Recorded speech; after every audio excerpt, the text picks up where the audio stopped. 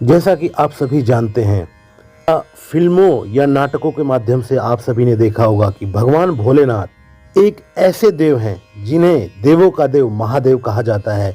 और यदि वह किसी की भक्ति से और तपस्या से प्रसन्न हो जाते हैं तो वह उसे कुछ भी वरदान दे सकते हैं, चाहे वो सृष्टि के लिए विनाशकारी क्यों ना हो।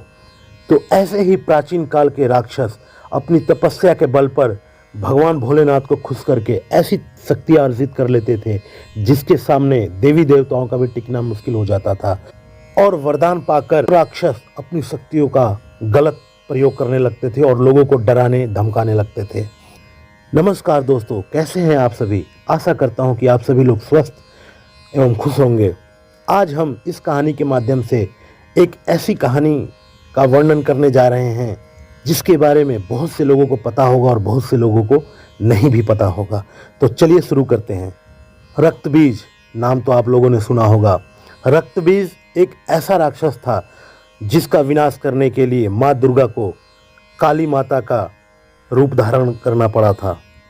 और कैसे माँ काली का पैर भगवान शिव के ऊपर आ गया था, तो इस कहानी के माध्यम से हम यही जानेंगे। आइए जानते हैं इस घटना के बारे में। एक बार रक्तबीज नाम के एक राक्षस ने भगवान शिव को प्रसन्न किया और उनसे एक वरदान हासिल कर लिया। रक्तबीज को यह वरदान मिला था कि उसका खून जहाँ भी गिरेगा वहाँ से उसी के समान राक्षस पैदा हो जाएगा और उसमें वह सब शक्तियाँ होंगी जो रक्तबीज के अंदर थी। रक्तबीज को अपने इस गुण पर बहुत घमंड हो गया था, इसलिए उसने अपनी शक्तियों का गलत इस्तेमाल करना शुरू कर दिया। रक्तबीज घमंड में इतना चूर हो गया था कि देवताओं को ही युद्ध के लिए ललकारने लगा था। देवता रक्तबीज से लड़ने के लिए आ गए, लेकिन जहाँ भी रक्तबीज का रक्त गिरता वहाँ से एक और रक्तबीज पैदा हो जाता।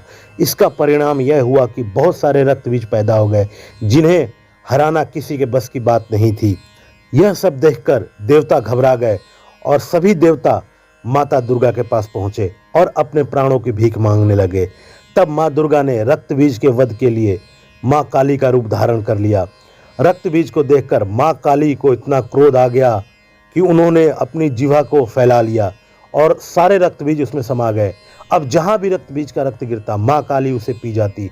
रक्तबीज को समाप्त करते करते माँ काली का क्रोध इतना बढ़ गया कि उनको शांत करना किसी के बस में नहीं था। माँ काली का यह रूप देखकर सारे देवता डर गए कि यह रूप बहुत विनाशकारी हो सकता है। इसलिए सभी देवता मिलकर भगवान शिव के पास पहुँचे और बोले कि हे भगवान, आप ही माँ काली का क्रोध शांत कर सकते हैं। माँ काली का क्रोध शांत करना भगवान शिव के लिए भी आसान नहीं था, इसलिए भगवान शिव काली माँ के मार्ग में लेट गए। क्रोधित माँ काली ने जैसे ही भगवान शिव के ऊपर पैर रखा वो झिझक कर ठहर गईं और उनका गुस्सा शांत हो गया। इस तरह भगवान शिव ने देवताओं की मदद की और माँ काली के गुस्से को शांत किया जो सृष्टि के लिए भयानक हो सकता था। तो दोस्तों, आशा करता हूँ कि अब आप लोगों को यह बात समझ में आ गई होगी कि माँ काली का पैर भगवान शिव के ऊपर क्यों पड़ा।